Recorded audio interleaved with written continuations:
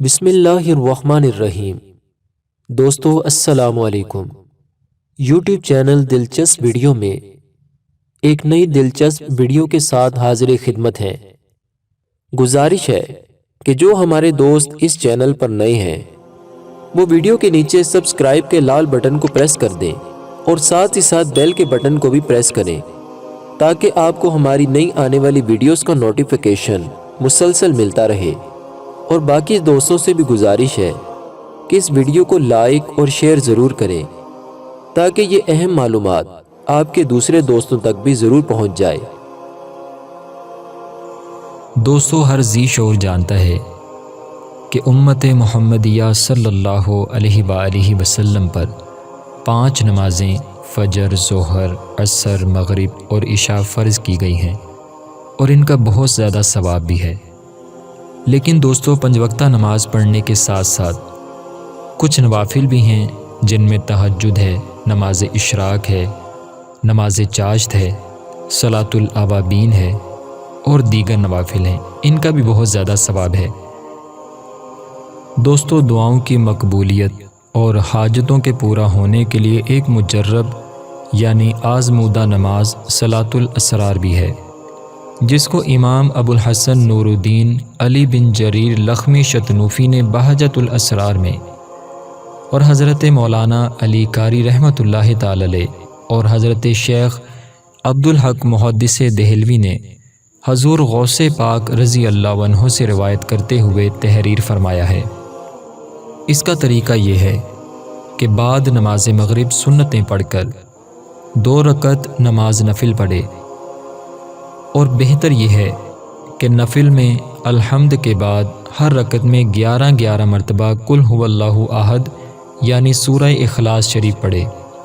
سلام کے بعد اللہ تعالیٰ کی حمد و ثنا کرے، مثلا حمد و ثنا کی نیت سے سورہ فاتحہ پڑھ لے، اور پھر نبی پاک صلی اللہ علیہ وآلہ وسلم پر 11 بار درود و سلام عرض کرے اور 11 بار یہ کہے، یا رسول اللہ، یا نبی اللہ، اغثنی وامددنی فی قضاء حاجتی یا قاضی الحاجات۔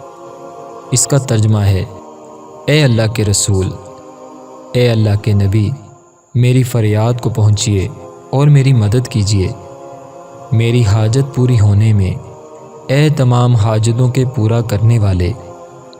اس کے بعد عراق کی جانب 11 قدم چلے۔ دوستو، ہمارے ملک پاکستان میں جب قبلے کی طرف منہ کریں تو قبلے سے ٹھیک دائیں جانب 45 ڈگری کے زاویے پر حضور غوث پاک حضرت شیخ عبدالقادر جیلانی رحمۃ اللہ تعالی علیہ کا روضہ مبارکہ عراق شریف میں ہے۔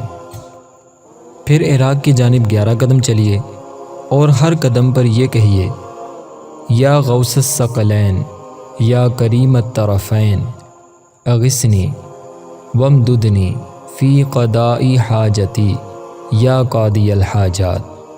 اس کا ترجمہ اور مفہوم یہ ہے کہ اے جن و انس کے فریاد رس، اور اے دونوں طرف یعنی ماں باپ دونوں ہی کی جانب سے بزرگ، میری فریاد کو پہنچیے اور میری مدد کیجیے میری حاجت پوری ہونے میں، اے حاجتوں کے پورا کرنے والے۔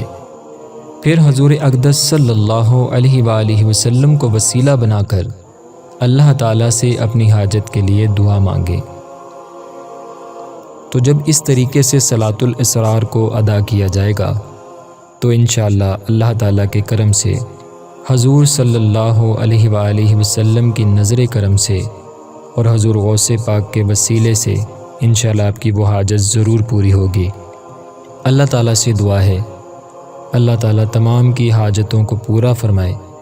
دوستو، اس ویڈیو کو لائک کریں اور صدقہ جاریہ سمجھ کر اس ویڈیو کو آگے شیئر ضرور کریں۔ اب تک کے لیے اتنا ہی، اگلی ویڈیو کے ساتھ انشاءاللہ پھر حاضر ہوں گے۔ اپنا بہت سا خیال رکھیے گا۔ فی امان اللہ۔